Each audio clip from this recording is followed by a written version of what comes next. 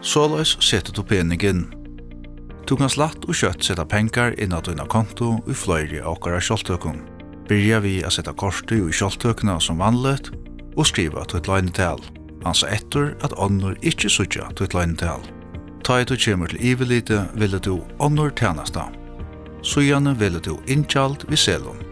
Det områdende at selene ikke rukkeier og at har litt av gjennom pen og bunka og er enn til å sette der inn i lukene og i vinstre sujo av kjoltøkkene. Det ber vel til å hava flere imisk slø av selon og i samme bunka. Selene vil ha sjølvirkande drittner inn i kjoltøkkene og er enn lukan for atter. Sujane byrjar opptellingen. Hetta kan teka en av løtu.